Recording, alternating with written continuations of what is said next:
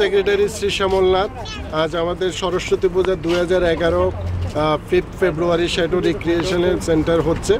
এজন্য আপনারা সবাই এসেছেন, আপনাদের সবাইকে আমাদের আন্তরিক শুভেচ্ছা রইল। আমাদের প্রেসিডেন্ট অমর হালদার এবং সেক্রেটারি শ্রী শ্যামলনাথ।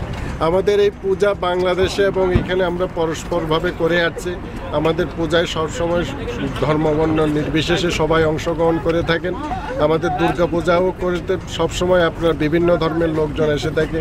আমরা সবাই বাংলাদেশের লোক, আমরা ভ্রাতৃত্ববোধে বিশ্বাসী। এই কারণে আপনাদের সবাইকে বেঙ্গলি হেরিটেজের পক্ষ থেকে আমাদের সশ্রদ্ধ চিত্তে আমরা আপনাদের প্রতি কৃতজ্ঞতা জানাচ্ছি। আপনারা আগামীতেও আমাদের সব কিছুর অংশীদার হবেন, এটাই আপনাদের কাছে কামনা রইল।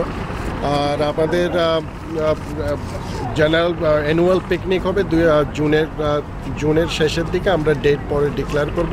আপনারা আমাদের পিকনিকও আপনাদের আগাম নিমন্ত্রণ রইল। আর আমাদের বেঙ্গলি হেরিটেজ সবসময় যে ফিলান্থ্রপিক এবং যে সমস্ত কাজকর্মগুলি আমরা করে থাকি, আগামীতেও আমরা সেটা করে যাব। আর আমি এখানে আমাদের একটা জিনিস দুঃখের সাথে বলতে হচ্ছে, আমাদের বেঙ্গলি হেরিটেজের এই কতিপয় সদস্যবৃন্দ, বিপদগামী সদস্যবৃন্দ আমাদের বেঙ্গলি হেরিটেজ থেকে ওদেরকে আমাদের ইচ্ছার বিরুদ্ধে বহিষ্কৃত করতে হয়েছে। কারণ ওরা বেঙ্গলি হেরিটেজের যে আমাদের যে উদ্দেশ্য ছিল সেটার থেকে ওরা বিপদগামী হয়েছে।